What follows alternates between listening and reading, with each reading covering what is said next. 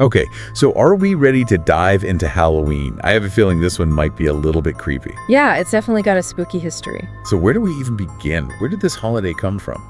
Well, Halloween's origins go back thousands of years to the ancient Celts. Really? Like way back then? Oh yeah, we're talking around 2,000 years ago. They had this festival, Samhain. It marked the end of their year, October 31st, moving into November 1st. And they believed that on that night, the boundary between the living and the dead, it kind of thinned out. So like ghosts could just wander around? That's a little unsettling. Exactly, and they believed these spirits could cause mischief or even harm the living. So to avoid being recognized by these spirits, they would wear costumes and light bonfires. It was all about either blending in or trying to scare those spirits away. Wow, so costumes weren't about looking cool back then. It was more like a spooky disguise. Right, it was a matter of survival, in their minds at least. So how did they celebrate? Was it all just costumes and bonfires? Well, the Druids, who were the Celtic priests and scholars, they played a big role. They led rituals, some involving sacrifices to appease their gods and ensure a good harvest for the next year. Sacrifices? Like what kind of sacrifices are we talking about here? They offered animals, crops, and there are even Roman accounts that mention human sacrifices. Definitely the darkest aspect of Samhain. Okay, that took a dark turn. So how did we get from ancient Celtic sacrifices to, kids dressed as superheroes saying trick or treat? Well, as with many traditions, it's a long and winding road, and the early Christian church actually played a role in transforming Samhain. Really? Tell me more about that. As Christianity spread, there was a push to replace pagan holidays with Christian ones.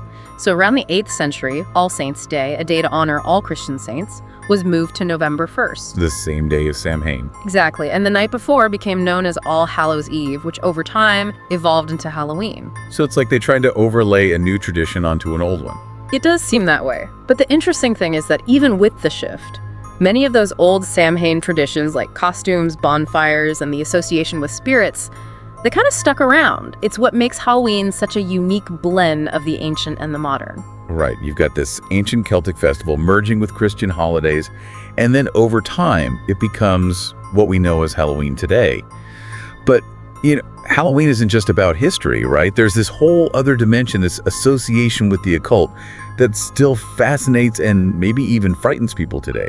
You're right, you can't ignore that aspect of it. And to really understand that, we need to look at what the Bible has to say about these things. So what does the Bible say about things like witchcraft and trying to talk to the dead? The Bible, in both the Old and New Testaments, is very clear. Those practices are forbidden. Things like witchcraft, sorcery, necromancy, trying to communicate with the dead, these were seen as serious offenses against God. No Ouija boards allowed then. Not if you're following the Bible's teachings. And the punishments described back then for those who engaged in these practices were very harsh. It wasn't viewed lightly, it was a big deal. It makes you wonder why people were so drawn to those things, even back then, knowing the risks. I think it speaks to something deep within us, this fascination with the unknown, this desire to peek beyond the veil of life and death. It's a curiosity that has persisted across cultures and throughout history. Speaking of history, it's interesting you mentioned the Bible's stance on those practices. Yeah. Because it makes me think about Martin Luther. Oh, right.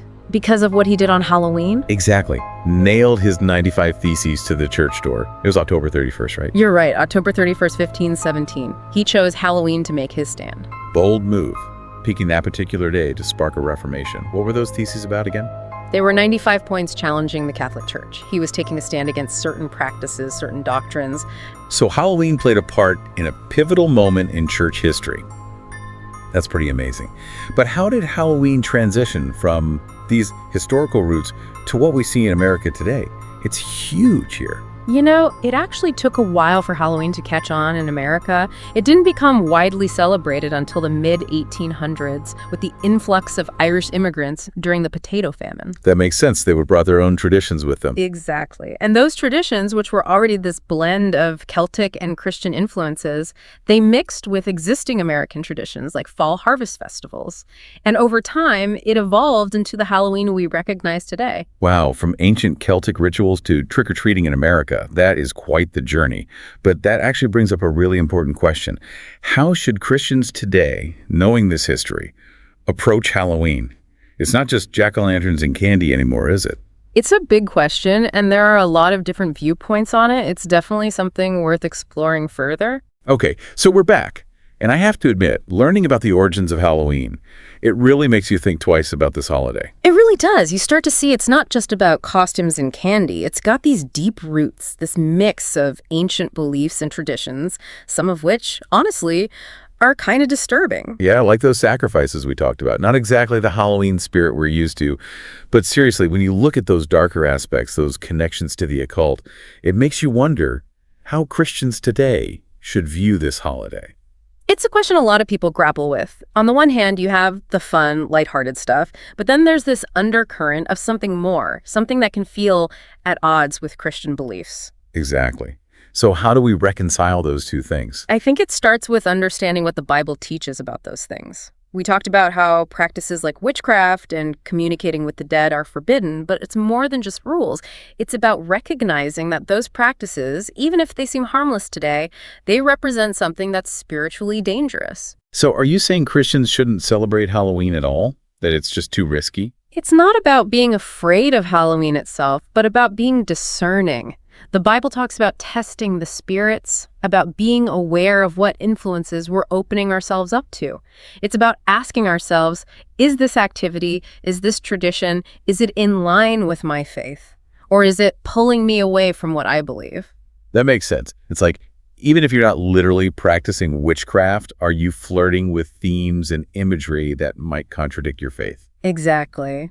And that's where things can get tricky, especially for parents who are trying to figure out how to approach Halloween with their kids. Because kids just want to have fun, right? They're thinking costumes and candy. Yeah. How do you explain the complexities of these ancient beliefs and potential spiritual dangers to a 5-year-old who's obsessed with Spider-Man? Right. You're not going to sit them down with a theology lesson on Halloween, but it's about having age-appropriate conversations, teaching them about good and evil in ways they can understand. So what does that look like practically? How do Christian families navigate Halloween in a way that aligns with their faith? There's no one right answer, and different families will find different approaches that work for them. Some choose to avoid Halloween altogether, and that's okay. They might focus on alternative fall festivities or create their own traditions. Others find ways to participate, but set boundaries. Maybe they're selective about costumes or decorations, avoiding anything overtly occultic or demonic. It's about making conscious choices, being intentional about it. Exactly. It's about having those conversations as a family, deciding what feels right for you, and being okay with the fact that your approach might look different from your neighbors. And that's fine. It is. There's no judgment here. It's about respecting different perspectives while staying true to your own convictions. That's a really important point. It's not about judging other people's choices, but I do think those trunk or treat events that some churches organize, those are a good example of finding a way to celebrate in a safe and fun environment. Definitely. It's a way to participate in some of the fun aspects of Halloween, but in a way that feels more aligned with their values. And it's a great outreach opportunity for churches, a way to connect with their communities. So it's not just about avoiding Halloween, it's about finding ways to make it your own, to infuse it with your own values. Absolutely. And that might look different for different families. Some might focus on the fall harvest aspect, emphasizing gratitude and thankfulness. Others might use it as a chance to talk about overcoming fear, about light triumphing over darkness, themes that resonate with their faith. It's about finding that balance, isn't it? Between honoring your beliefs and engaging with the culture around you. It is a balance, and it can be tricky to navigate. But the important thing is that Christian families are having these conversations, thinking critically about Halloween, and making choices that feel right for them. It's about having that open dialogue, that willingness to understand different perspectives, and respecting that there's not a one-size-fits-all answer. You got it.